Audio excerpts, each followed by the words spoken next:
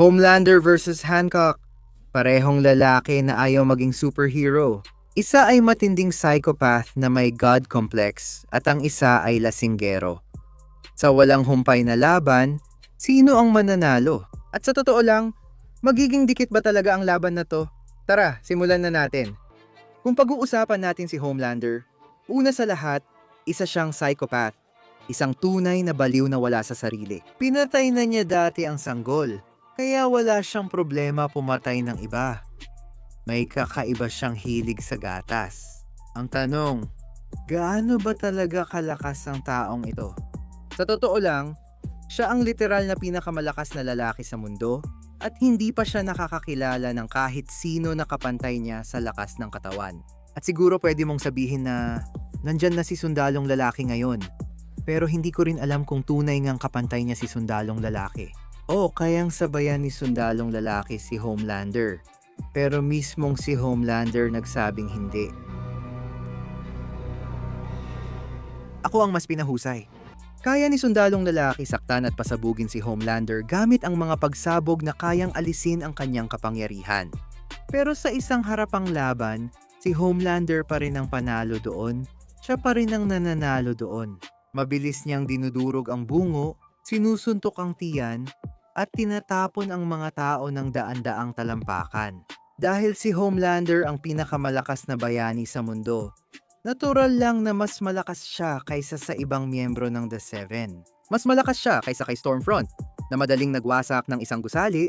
Mas malakas siya kaysa kay Queen Maeve, na madaling pinigilan ng isang mabilis na armored truck. At mas malakas pa siya kaysa kay A-Train, na nahila ang tren kahit bagong bali ang binti. Mas malakas talaga siya kaysa sa kanila. Madaling natanggal ni Homelander ang pinto ng pressurized na eroplano. Pero may sinabi siyang hindi niya nagawa. Hindi niya kayang iligtas ang na-hijack na eroplano. Kaya parang siya ang dahilan ng maraming namatay. Ipinapakita nitong hindi niya kayang gamitin ang buong lakas habang nasa ere. Isa pa, o kahit kaya niyang buhatin at ilipat ang eroplano, sobrang marupok ng labas ng eroplano kaya baka mabutas lang niya ito. Kung talagang gusto niyang iligtas o ilipat ang eroplano nang tinulak niya ito, siguro kaya naman niya. Sa madaling salita, kahit anong mangyari, malakas talaga si Homelander.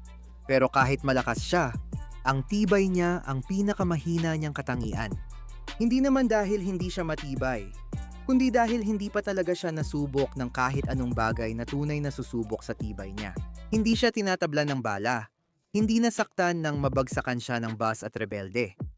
Pero malinaw na ang intensyon talaga ay gawin siyang hindi matalo. Sinabi na kung sakaling si Homelander ay tumalikod laban sa Amerika, tumalikod laban sa Vault, wala silang paraan para pabagsakin siya. Sinasabi rin na wala ng sandata sa mundo na hindi nila inihagis sa kanya. Lahat ay nabigo, malinaw naman. Kasama na rito ang mga nuklear. Kaya base sa mga pahayag na yon, napakabagsik ni Homelander. Pero ganito yan, posible talaga na hindi kasing tibay si Homelander gaya ng pinapakita niya o ng iniisip ng lahat tungkol sa kanya. Ibig kong sabihin, si Soldier Boy ay nakakabigay ng mga suntok at magagandang suntok pa nga. Habang ginagawa niya yon, nag-iwan pa ng pasa si Homelander. Nakalaban din siya ni Queen Maeve na sinaksak siya sa butas ng tainga. Kung mas malalim pa yon, tapos na siya. Si Stormfront nga, natapon-tapon lang siya. Yung isa, mas mukhang kinky na laro-laro lang kaysa sa tipong babasagin ko na ang mukha mo. Isa pa, si Homelander wala naman talagang maraming patunay ng tibay o bilis. Sa totoo, mukhang hindi pa natin nakita si Homelander gumamit ng bilis sa laban, maliban siguro isang beses o dalawa. Pero kahit ganun, mabilis pa rin siya lumipad, madalas sa Mach speed. Nakaabot pa siya ng Mach 5 nang iligtas niya si Butcher mula sa pagsabog ng C4. Habang taglay ni Homelander ang maraming kamangha-manghang kapangyarihan at minsan ay ginagamit ito sa laban, mas madalas niyang inuulit ang paggamit ng kanyang heat vision saan man, na epektibo naman talaga. Kayang putulin ng laman at buto at pumatay ng tao sa isang tingin. Magagamit din niya ito laban sa ibang super at mapapalipad niya sila paatras. Sa kabuuan, Aba, si Homelander ay talagang makapangyarihan. Siya ang pinakamalakas na soup na nakita natin kasama ang mga boys hanggang ngayon. Nagkaroon ng superpower si John Hancock, pero wala siyang moralidad at madalas lang siyang naglalasing. Minsan ginagamit ni Hancock ang kapangyarihan niya para iligtas ang iba bilang bayani, pero madalas nagiging sakuna ang resulta. Walang pakialam si Hancock sa pinsala, at tuwing sumasagip siya, wasak ang Los Angeles at milyong-milyon ang halaga ng sirang ari-arian. Nagbago ang buhay ni Hancock nang iligtas niya si Ray Embry, isang public relations spokesman. Target ni Ray na makahanap ng sponsor na kumpanya para sa kanyang All Hearts charity. Nakita niya ang potensyal ni Hancock kaya tinulungan niyang linisin ang imahe nito. Lumabas na si Hancock ay isang uri ng walang hanggang Diyos na nabuhay ng mahigit 3,000 taon nagmula sa isang lahi na tinawag ng mga tao noon na mga anghel. Sobrang lakas niya. Wala talagang bagay na hindi kayang gawin ni Hancock. Kaya niyang buhatin at ihagis ang isang gray whale ng daan-daang talampakan sa ere, na ang gray whale ay may bigat na mga 30 tonelada. Hindi pa nga iyon ang pinakakahanga-hangang nagawa ni Hancock. Sa simpleng pagtayo lang doon, literal na pagtayo lang, napahinto ni Hancock ang isang tren sa mismong riles nito at napabangga niya ito. Grabe, kahanga-hanga talaga yon. Hindi lang ito isa sa pinakamalupit na pagpapakita ng lakas na makikita mo, kundi sobrang kahanga-hanga rin ito pagdating sa tibay. Sa simula, ang mga tren ng kargamento ay mabigat, mula 4,000 hanggang 20,000 tonelada. Hindi pa kasama riyan ang di masukat na lakas at momentum ng tren kapag ito'y umaandar ng mabilis. Si Hancock parang walang nangyari kahit nabangga ng tren, pinatigil pa niya agad ito. Hindi lang siya nakalabas na walang galos, siya pa ang naging sanhi ng pagkadiskaril at pagkakabuhol ng maraming bagon sa likod niya.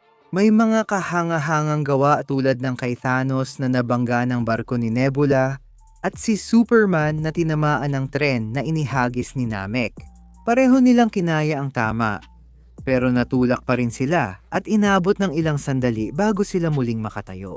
Samantala, si Hancock ay parang hindi matinaglaban sa halos hindi mapigilan na puwersa at tulad ng ibang magagaling na superhero, kaya rin niyang lumipad at gumalaw ng mabilis. Sobrang bilis niya, kaya niyang gumawa ng sonic boom tuwing lumilipad siya at madalas niyang nabibigla ang mga kalaban. Kaya sino ang mananalo dito? Tara, pag-usapan natin.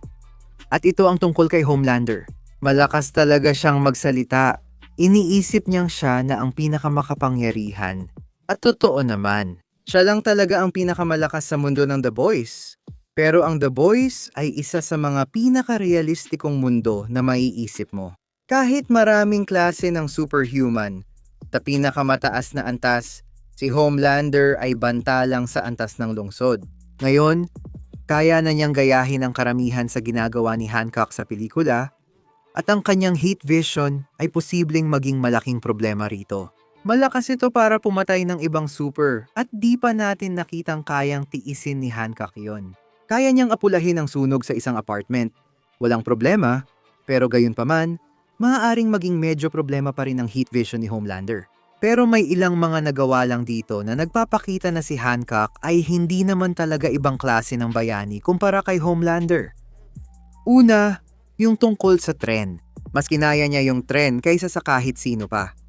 Kahit si Queen Maeve na may armored truck at si Homelander, hindi sila makakapantay.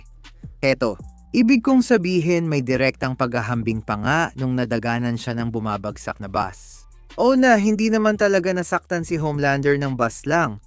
Pero si Hancock, hindi talaga siya natinag ng tren kahit kaunti. Pero hindi pa yan ang pinaka-impressive na nagawa ni Hancock. Lumipad si Hancock sa buwan at inukit ang pusong makikita mula sa Earth kapag tumingala ka. Parang Grand Canyon na singlaki ng bansa. O baka kontinenteng sukat kung tutuusin. At sa lahat ng sinasabi ni Homelander, sa lahat ng pagkakataong inisip niyang isa siyang Diyos, hindi pa siya nakagawa ng kahit anong malapit sa ganito ka-impressive o kamakapangyarihan. Parang ang dali lang talaga para kay Hancock, walang kapantay ito. Si Hancock ang mangunguna at siguradong tatalunin niya si Homelander. Ano sa tingin nyo? Comment lang sa ibaba. Alam kong marami kayong opinyon at nararamdaman dito. Baka nanatili ka hanggang dulo at natapos mo ang video, ang galing mo. Maraming salamat sa panonood at sa suporta mo sa amin. At kung gusto mong mag-subscribe, sige, mag-subscribe ka na. Makakapanood pa kayo ng mas ganitong video linggo-linggo. Kita-kits sa susunod.